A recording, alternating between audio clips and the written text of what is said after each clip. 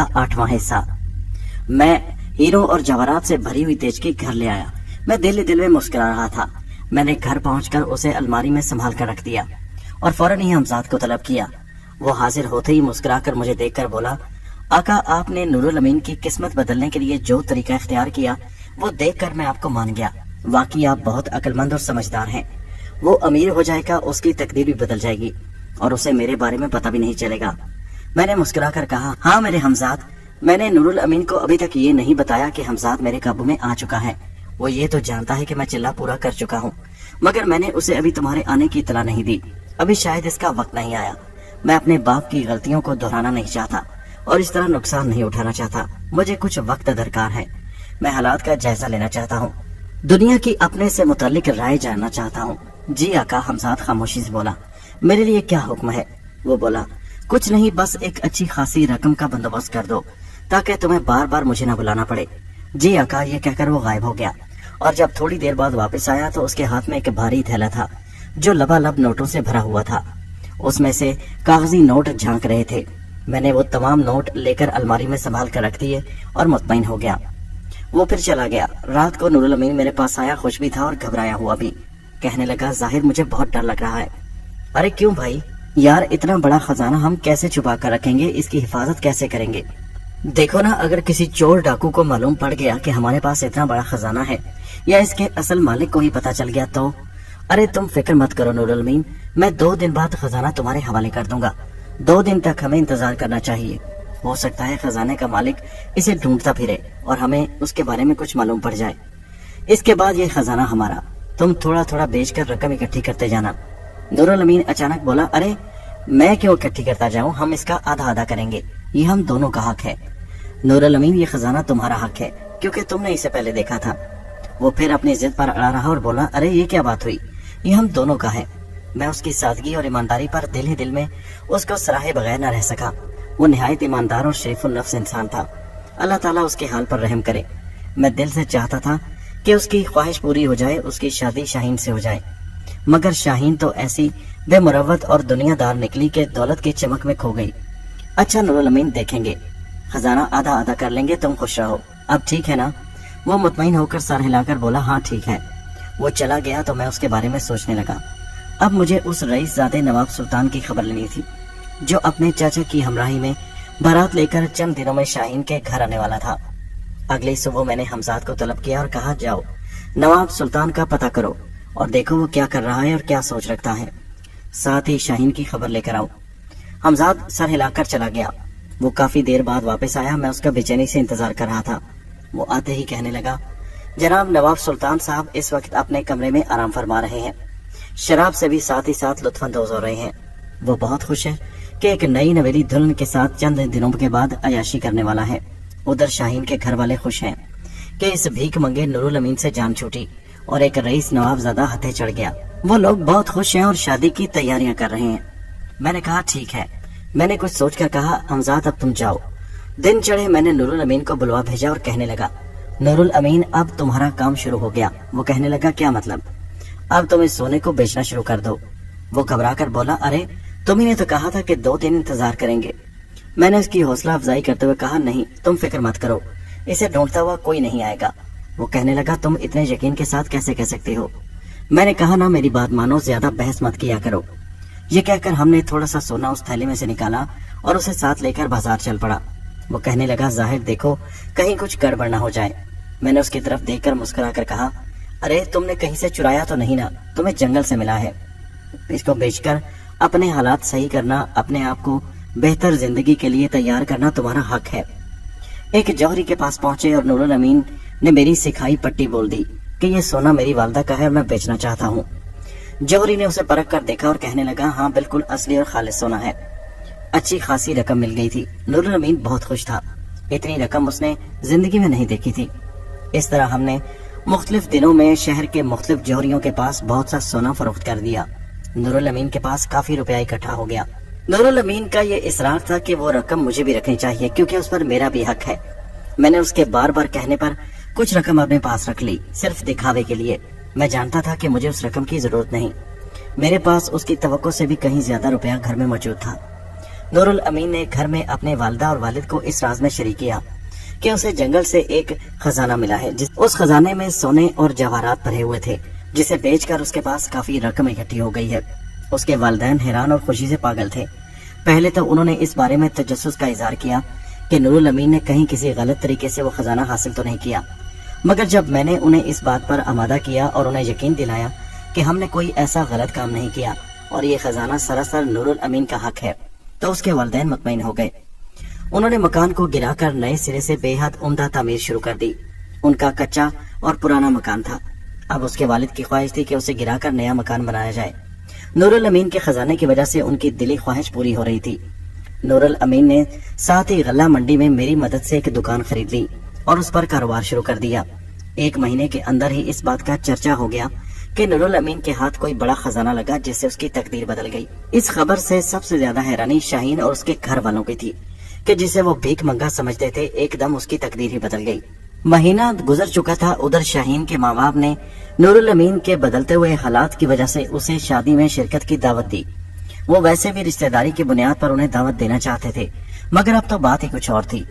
उन्होंने नूरुल अमीन के घर की बदली हुई हालत देख ली थी और अंदाजा लगा लिया था कि उनकी माली हैसियत भी बदल रही है। उन्हें शादी का दावतनामा भेजा। उस शादी में नूरुल अमीन मुझे भी शरीक करना चाहता था। नूरुल अमीन तो पहले उदास था कि शाहीन किसी और की होने जा रही है। वो पहले तो इस बात पर राजी नहीं था कि वो उस शादी में जाएगा, मगर मैंने उसे जोर दिया और तसल्ली दी और कहा, परेशान मत हो, जो होगा अल्लाह की तरफ से बेहतर होगा, तुम्हें शादी में जरूर जाना है। वो मेरी तरफ नम आंखों से देख रहा था, मगर मैंने उसे तसल्ली दी, दिलासा दिया। वो बेहद शिकस्ता दिल था, मगर मेरे इसरार पर उसने शाहीन की शादी में शिरकत पर रजामंदी जाहिर कर दी। और फिर बिल आखिर वो दिन आ पहुंचा जिसका मुझे इंतजार था। नूरुल अमीन माँ बाप और मुझे साथ लिए शाहीन के घर पहुंचा। उसके चाचा चाची खिलाफे तवक्को बड़े अच्छे तरीके से पेश आए। वो जानते थे कि अब नूरुल अमीन एक भीख मंगा नहीं, बल्कि उसके हालात बड़े तेजी से बदल रहे हैं। दौलत की चमक ही ऐसी होती है कि गैरों के साथ साथ अपनों के अंदाज और अतवार भी बदल जाते हैं। शाहीन दुल्हन बनी बड़ी खूबसूरत लग रही थी। मेहमान आ रहे थे, जा रहे थे। अजीब गहमा गहमी मची हुई थी। मैं और नूरुल अमीन बैठे हुए थे। वो अफसरदा दिखाई दे रहा था। बारात आने में काफी देर थी, फिर निकाह होना था। मैंने उससे इजाजत ली कि मैं कुछ देर के लिए बाहर जाना चाहता हूँ, मुझे कुछ काम है। वो पूछने लगा, खैरियत? मैंने कहा, हाँ खैरियत। मैं ये कहकर बाहर निकलकर गली में आ गया और एक तरफ तेज तेज कदम उठाकर चलने लगा। एक निस्बतन वीरान कोने में पहुंचकर मैंने हमजाद को तलब किया। जी आका, हुक्म कीजिए, उसने जाहिर होते ही पूछा। सुनो, जब नवाब सुल्तान और उसका चचा बारात लेकर पहुंचे तो उनकी खूब रसवाई होनी चाहिए और निकाह किसी सूरत नहीं होने देना, समझ गए ना? जी आका, समझ गया। अच्छा ठीक है, जाओ तुम, अब मजीद कुछ कहने की जरूरत नहीं।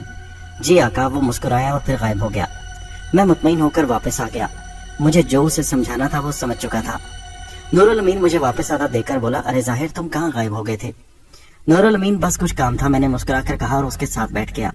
बारात का इंतजार करते करते काफी देर हो गई। बारात काफी देर से पहुंची थी। नूरुल अमीन के चाचा यानी शाहीन के वालिद ने सबके साथ मुलाकात की।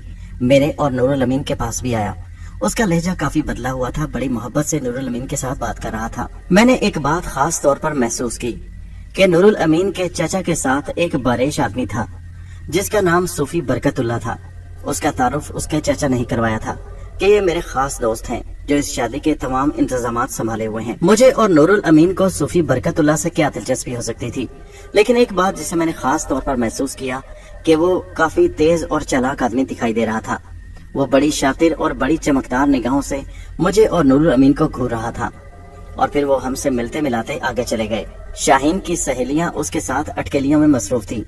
बारातियों और दूल्हे के शयाने शान घर को सजाया गया था। दूर ही से दूल्हा और बारातियों पर फूलों की पत्तियां निछावर की गईं। नवाब सुल्तान 30-32 साल के करीब एक कबूल सूरत शख्स था, लेकिन निहायत अकड़ से चलता हुआ अंदर दाखिल हुआ। उसकी चाल ढाल से लगता था कि मासूफ कैसी चाल चलन के आदमी है। मेहमानों की तादाद ज्यादा नहीं थी। उसने एक तायराना सी नजर तमाम मेहमानों पर डाली, एक लम्हे के लिए मेरी तरफ देखा और फिर अपने बुजुर्ग चाचा के साथ एक रौनक से चलता हुआ स्टेज पर जाकर बैठ गया और अपने चाचा के साथ बातों में मशगूल हो गया। उसके चाचा के चेहरे पर भी एक अजीब सी मुस्कुराहट थी। शाहीन के वालिद साहब की आंखों में भी हिर्स की चमक थी। नूरुल अमीन के चाचा उनके आगे पीछे फिर रहे थे, उनके आगे पीछे जा रहे थे। दौलत की चमक ने नूरुल अमीन के चचा की आंखों पर पट्टी बांध रखी थी। अफसोस तो इस बात का था कि शाहीन भी अपने माँ बाप के साथ दौलत की चमक में अंधी हो गई थी। बेचारा नूरुल अमीन उदास निगाहों से इस सारे माहौल को देख रहा था। उसकी निगाहें बार बार शाहीन पर पड़ती और उसकी आंखों में अफसर्दगी फैल जाती। इतने में मेहमानों को शरबत वगैरह पिलाया गया। काफी देर गुजर गई। उसके बाद निकाह का अमल शुरू होने ही वाला था। मौलवी साहब आ गए और दूल्हा के पास बैठकर निकाह के लिए इंतजार करने लगे। मौलवी साहब के साथ एक और आदमी भी विराजमान था जो निकाह नामा लिख रहा था।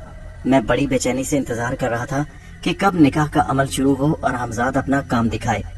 निकाह का अमल शुरू हो गया। दुल्हन और खवातीन की बैठक एक पर्दा हाइल करके साथ ही बनाई गई थी। मैं बेचैनी से पहलू बदल रहा था। अचानक जब मौलवी साहब ने दुल्हा से पूछा कि तुम्हें शाहीन अख्तर कबूल है, शाहीन के साथ तुम्हारा निकाह किया जा रहा है, क्या वो तुम्हें कबूल है? अभी नवाब सुल्तान बोल भी न पाया था कि उसे शाहीन अख्तर कबूल है कि अचानक नवाब सुल्तान का चचा खड़ा हो गया और कहने लगा, रुक जाइए मौलवी साहब, ये निकाह नहीं होगा, मुझे कबूल नहीं है ये निकाह। वहाँ हाल में मौजूद बैठे हुए तमाम लोगों पर जैसे सांप सूंघ गया। शाहीन के वालिद हक्का बक्का खड़े बड़ी हैरानी से देखने लगे कि क्या बात है कि उसके चचा को ये निकाह क्यों कबूल नहीं। उसके वालिद ने पूछा तो नवाब सुल्तान का चचा बोला, देखिए मोहतरम, मेरा भतीजा नवाब सुल्तान अच्छी आदत का मालिक नहीं है। मैं इस मासूम बच्ची पर जुल्म नहीं ढा सकता। आपने हमारी दौलत तो देख ली, मगर आप ये नहीं जानते कि मेरा भतीजा कैसी आदतों का मालिक है। क्या आप जानते हैं कि ये शराब नोशी करता है, तवाइफों के नाच गाने शौक से देखता है और इसमें हर वो बीमारी मौजूद है जो किसी शरीफ इंसान में नहीं होती। आखिर आपने क्या देखकर मेरे भतीजे को रिश्ता दे दिया? क्या आपकी मासूम फूलों जैसी बच्ची आप पर भारी पड़ रही थी? शाहीन के वालिद उनकी बात सुनकर शर्मिंदगी के साथ सर झुकाए खड़े थे। एकदम उन्हें जैसे कुछ ख्याल आया और चेहरा उठाकर उनकी तरफ देखा और बोले, अरे अगर ऐसी बात थी तो आपने हमें पहले बताना चाहिए था। क्यों हमारी इज्जत नीलाम करने चले आए? आपने हमें रुसवा करके अच्छा नहीं किया। नवाब सुल्तान इस अचानक अफ्तार पर घबरा गया। वो हक्का बक्का अपने चाचा की तरफ देख रहा था कि चाचा को अचानक क्या हो गया। उसके चाचा बोले, नीलाम हमने नहीं, आपने खुद अपने आप को किया है। हमने आपको रुसवा नहीं किया। आपने पूछा ही कब था? आपने तो हमारी नवाबी और दौलत की धाक देकर आप हमसे रिश्ता जोड़ने चले आए। क्या आप अपनी हैसियत भी नहीं पहचानते? क्या आप हम जैसे नवाबों में रिश्ता करने के काबिल हैं? उनकी बात सुनकर शाहीन के वालिद शर्म से जमीन में कड़े जा रहे थे। उन्हें इतने लोगों में सख्त तजलील का एहसास हो रहा था। नवाब सुल्तान बड़े गुस्से से अपने चचा की तरफ देख रहा था जिसने बना बनाया खेल बिगाड़ दिया था। इतने में सूफी बरकतुल्लाह, जो शाहीन के वालिद का दोस्त था, अचानक खड़ा हो गया और कहने लगा, नवाब साहब, आप हमारी बेटी के साथ अच्छा नहीं कर रहे। आप हमें लोगों में जलील कर रहे हैं। लड़की वालों की भी आखिर इज्जत होती है। अगर आप नवाब हैं तो क्या हुआ? आपने हमें सरे राह रुसवा कर दिया है। आखिर इस बात का मतलब क्या है? आप अपने भतीजे से पूछिए। इनकी रजामंदी से ये सारा कुछ हुआ है और अगर उसकी आदतें खराब हैं तो आपको ये पहले बताना चाहिए था।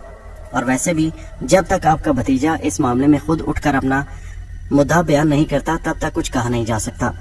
नवाब सुल्तान, जो इस सारी सूरत हाल में अपने चाचा पर गुस्से और भरम हो रहा था, अचानक उसकी कैफियत बदलने लगी। मैं मुस्कुरा रहा था।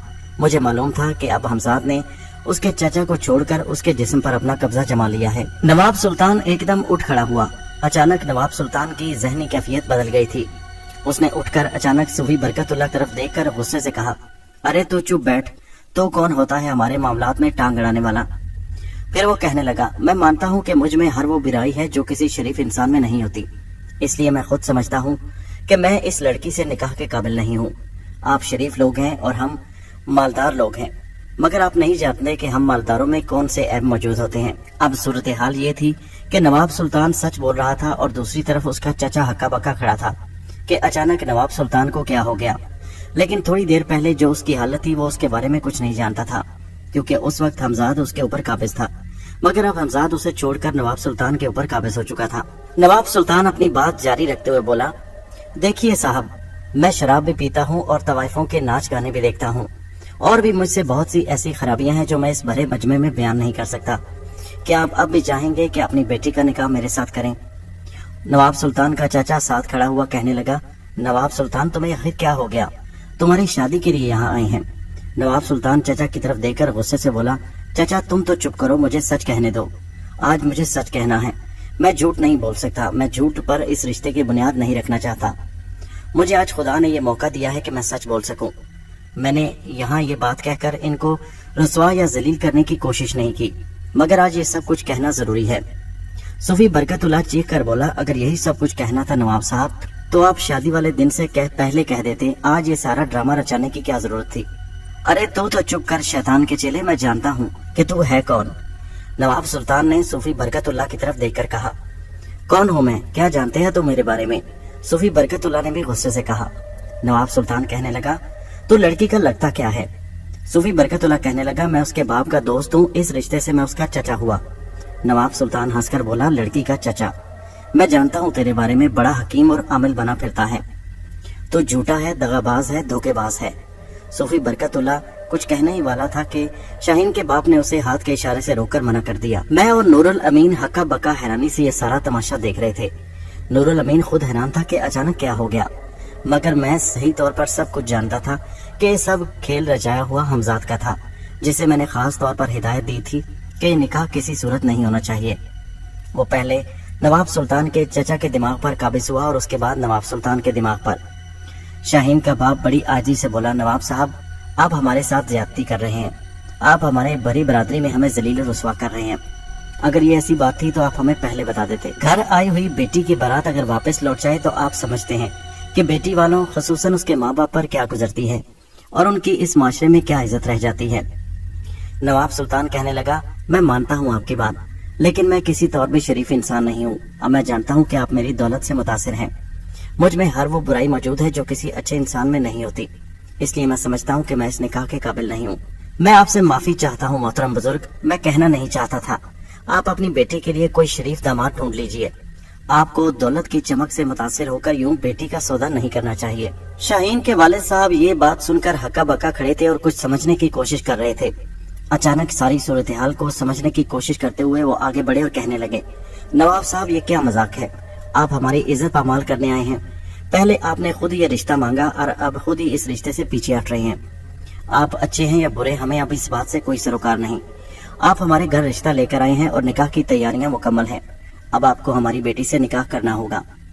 نواب سلطان غصے سے بولا، ارے بھائی کوئی زبردستی ہے کیا؟ صوفی برکت اللہ جو ساتھ کھڑا تھا ایک دم اچک کر بولا، ہاں بھائی زبردستی ہے، تم لوگ مجرم ہو، تم لوگوں نے ہمیں دھوکہ دیا ہے۔ یہ بات سن کر نواب سلطان ایک دم غصے میں آ گیا اور آگے بڑھ کر صوفی برکت اللہ کا گریبان پکڑ لیا۔ بات تو میں تک پہنچ گئی اور ہاتھا پائی شروع ہو گئی۔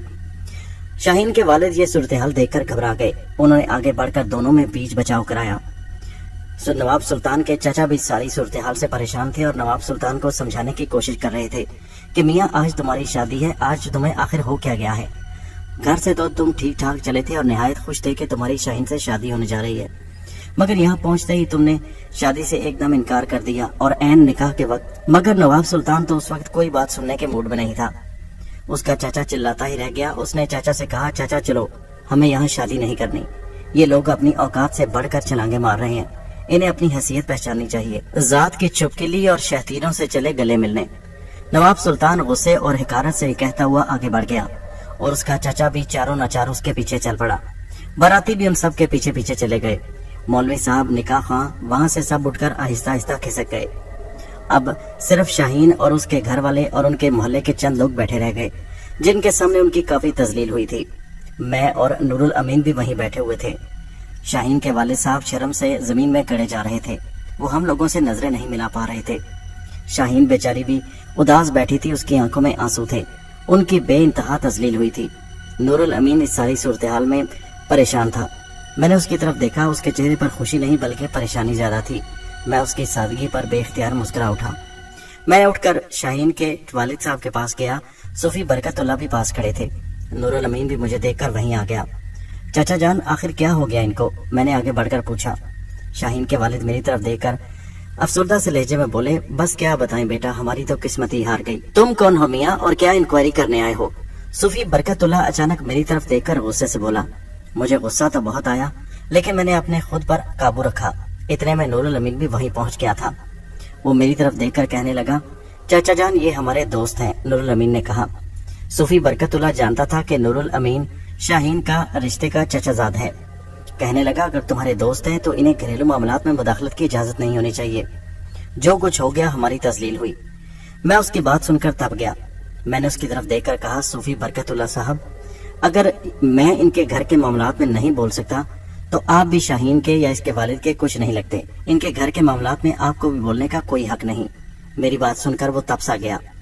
شاہین کے والد نے اسے خاموش رہنے کا اشارہ کیا اور کہنے لگے, بیٹا اب ہمارا پوری دنیا کے سامنے تماشا بن گیا ہے تو تم بھی ہمارا مذاق اڑا لو.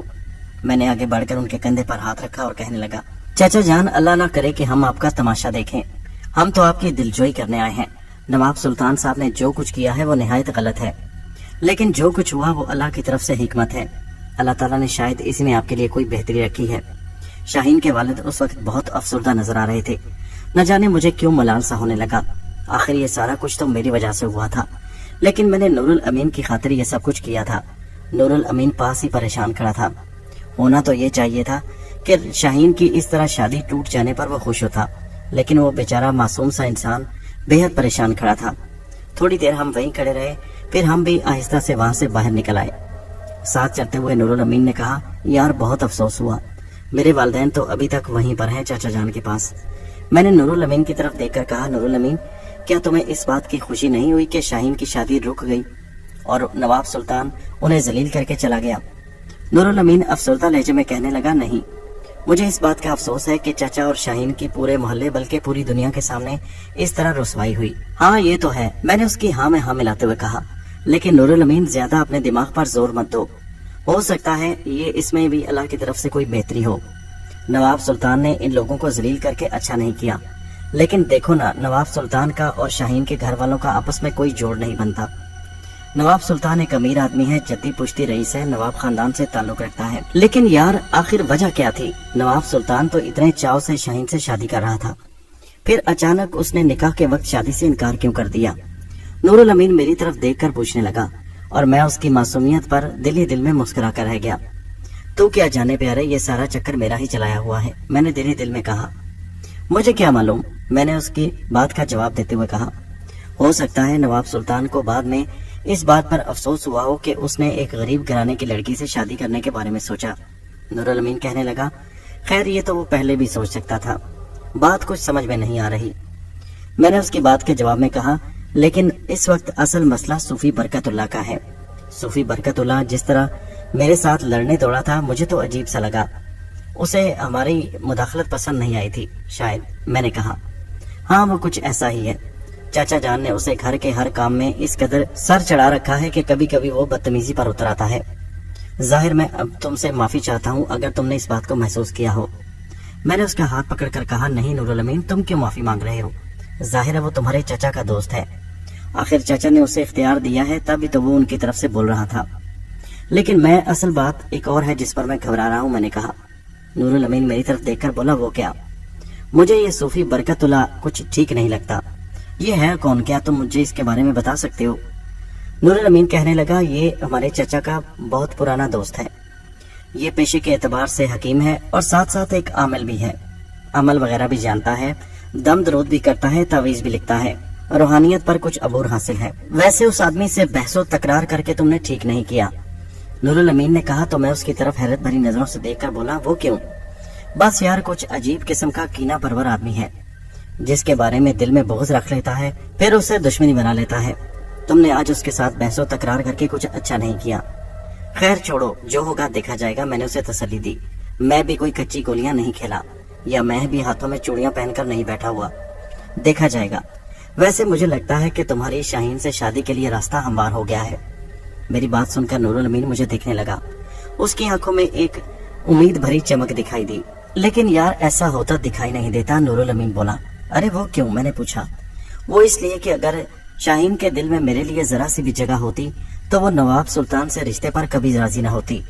میں جانتا ہوں کہ اس کے ماں باپ کی خواہش زیادہ شامل تھی, مگر وہ اس بات پر ذرا سا بھی احتجاج کرتی تو مجھے زیادہ خوشی ہوتی. اس بات سے تو ظاہر لگتا ہے کہ اس شادی میں وہ بھی پوری طرح راضی تھی. ہاں چلو, جو ہونا تھا ہو گیا.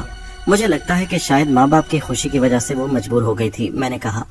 ویسے نور الامین یہ بات بتاؤ, اگر تمہاری شادی شاہین سے ہونے کے امکانات پیدا ہو جائیں تو کیا تم اس بات پر خوش ہوگے؟ میری بات سن کر اس کے چہرے پر ایک مسکراہٹ پھیل گئی اور مجھے اس کی بات کا جواب مل گیا تھا. پھر میں نے گھر پہنچ کر اسے خداحافظ کہا, اسے رخصت کیا اور اپنے گھر پہنچ گیا. घर पहुंचकर मैंने सबसे पहले हमजाद को तलब किया। हमजाद हाजिर हुआ तो मैंने कहा, बहुत खूब, तुमने आज बहुत बड़ा काम कर दिया। वो कहने लगा, आका जैसा आपका हुक्म था मैंने वैसे ही किया। मैंने कहा, तुम घर उसे नवाब सुल्तान को पहुंचा कर आए थे ना? वो कहने लगा, जी हाँ। घर पहुंचने के बाद जब तुमने उसके दिमाग को छोड़ा तो उसकी हालत बदली तो नहीं हुई? जी आका, हुई थी। जब वो दोनों चचा भतीजा घर पहुंचे तो घर पहुंचकर मैंने उसका दिमाग छोड़ दिया। वो हक्का बक्का दोनों एक दूसरे को देखने लगे और दोनों एक दूसरे से पूछने लगे, हम तो शादी के लिए उनके घर गए थे। चाचा ने कहा कि तुमने बना बनाया खेल बिगाड़ दिया, जबकि भतीजा कहने लगा, चाचा आपने ही तो वहां खड़े होकर इनकार किया था कि मेरी शादी वहां से नहीं हो सकती। और फिर वो दोनों आपस में झगड़ा करने लगे। मैं कुछ देर उनका तमाशा देखता रहा और फिर वहां से आ गया। मैंने हमजाद से पूछा, अब क्या होगा? अगर उन दोनों को ये बात पता चल गई कि उन दोनों के साथ साजिश हुई है, चाहे जिसने भी की है, तो क्या तुम्हारे ख्याल में वो दोबारा रिश्ता मांगने शाहीन के घर आएंगे? हमजाद कहने लगा, मेरा ख्याल नहीं, क्योंकि जिस तरह वो वहां उन लोगों को जलील करके निकले हैं, मुझे नहीं लगता कि शाहीन के वालिदैन अब दोबारा रिश्ता उसे देंगे। और वैसे वो खुद भी इस बात पर परेशान है कि वो तो बारात लेकर गए थे, वो वापस घर कैसे पहुंच गए। अच्छा ठीक है, तुम उन पर कड़ी नजर रखना और अगर कोई भी बात हो तो मुझे फौरन आगाह करना। मैंने कहा तो हमजाद ने सर हिला दिया। मैंने कहा, ठीक है, अब तुम जा सकते हो, मैं भी कुछ देर आराम करूंगा।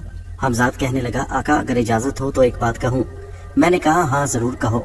आका जैसा कि आप जानते हैं कि मैं हमजाद हूँ आपका अक्स लतीफ, आप ही के जिस्म का एक हिस्सा हूँ और मैं चाहता हूँ कि आपकी हिफाजत हर तौर पर की जाए। मैंने हैरान होकर पूछा, तुम्हारा मकसद क्या है बात करने का? वो कहने लगा, आका आज जिस शख्स के साथ आपकी तलख कलामी हुई है, मैं सूफी बरकतुल्लाह की बात कर रहा हूँ, उससे जरा मोहतात रहने की जरूरत है। मैंने पूछा, वो क्यों? कहने लगा, वो दरअसल नवाब सुल्तान और आपके बारे में दिल में बुरे ख्यालात रखता है। नवाब सुल्तान पर तो उसे गुस्सा इसलिए है कि उसने शाहीन के वालिदैन को भरे मजमे में रुसवा किया और बगैर शादी के ही बारात वापस ले गया। और फिर आपने भी उस बात में मुदाखलत करके उसकी नजर में शायद उनका तमस्खुर उड़ाने की कोशिश की है, जिसकी वजह से वो आपके बारे में थोड़े से बुरे ख्यालात रखता है। वो आपके बारे में शाहीन के वालिद से पूछगिछ कर रहा था कि ये कौन है। तब शाहीन के वालिद ने आपके बारे में बताया कि तुम नूरुल अमीन के दोस्त हो। नूरुल अमीन के बारे में भी पता चला कि नूरुल अमीन का रिश्ता पहले शाहीन के साथ तय हो चुका था। अब सूफी बरकतुल्लाह उनको ये पट्टी पड़ा रहा है कि ये सब किया धरा नूरुल अमीन का हो सकता है, इसलिए आप नूरुल अमीन के बारे में तहकीकात करें कि नवाब सुल्तान ने इस रिश्ते से आखिर इनकार क्यों किया। और चूंकि आप नूरुल अमीन के साथ मौजूद थे, इसलिए वो आपको भी उसका मददगार समझ रहा है। मैं बस इतना ही कहूंगा कि सूफी बरकतुल्लाह की तरफ से आपको मोहतात रहने की जरूरत है। मैंने हमजाद की बात सुनकर पुरख्याल अंदाज में कहा, ठीक है, तुम उस पर भी नजर रखना, मैं अपने तौर पर भी एहतियात करूंगा और नूरुल अमीन को भी समझा दूंगा। वैसे ये सूफी बरकतुल्लाह कैसा आदमी है? मैंने पूछा। हमजाद कहने लगा, सूफी बरकतुल्लाह निहायत कीना परवर और अजीब तबीयत का मालिक है। पेशे के एतबार से हकीम है, मगर हिकमत कम और आमिल बना हुआ है और अमलियात पर ध्यान रखता है और इसी तरह लोगों से पैसे बटोरता है। वो फिलहाल इस सारे मामले की खोज में है कि आखिर नवाब सुल्तान ने भरे मजमे में शादी से इनकार क्यों किया। और फिर आप और नूरुल अमीन के बारे में भी वो शक में पड़ चुका है और शाहीन के बाप को भी आपके खिलाफ पट्टी पड़ा रहा है कि ये सब किया धरा नूरुल अमीन और उसके घर वालों का लगता है। और जाहिर है जब नूरुल अमीन का नाम आएगा तो उसके साथ आपको भी इसी सिलसिले में उसका मददगार समझा जाएगा। मैं उस पर पूरी नजर रखूंगा। अब देखते हैं आगे क्या हालात होते हैं। मैंने कहा, ठीक है, अब तुम जाओ, मैं कुछ देर आराम करूंगा। हमजाद के जाने के बाद मैं बिस्तर पर लेट गया और इन सारे वाकयात के बारे में गौर करने लगा। शाहीन की शादी मैंने आर्जी तौर पर रुकवा दी थी, लेकिन अब कुछ मालूम नहीं था कि नवाब सुल्तान दोबारा हो सकता है उनके पास शादी की दरख्वास्त लेकर आए। लेकिन मुझे लगता नहीं था कि शाहीन के घर वाले अब मान जाएंगे, क्योंकि जितनी रुसवाई उनकी हो चुकी थी उसके बाद अब कोई गुंजाइश नहीं बचती थी। मगर अब नूरुल अमीन के लिए रास्ता कैसे हमवार करना था? नूरुल अमीन का रास्ता हमवार हो सकता था अगर सूफी बरकतुल्लाह का किरदार बीच में मौजूद ना होता। मगर हमजाद ने चूंकि इस बात को महसूस किया था कि सूफी बरकतुल्लाह अब हमारे बारे में मुतजस्सिस है, हो सकता है वो शाहीन के घर वालों को हमारे बारे में भड़का दे। खैर, जो होगा देखा जाएगा। फिलहाल मैं अपने काम से मुतमईन था। थोड़ी ही देर बाद नींद से मेरी आंखें बोझल होने लगी और मैं नींद की वादी में पहुंच गया। दोस्तों, ये कहानी जारी है। इसका अगला हिस्सा नेक्स्ट वीडियो में मुलाहिजा कीजिए।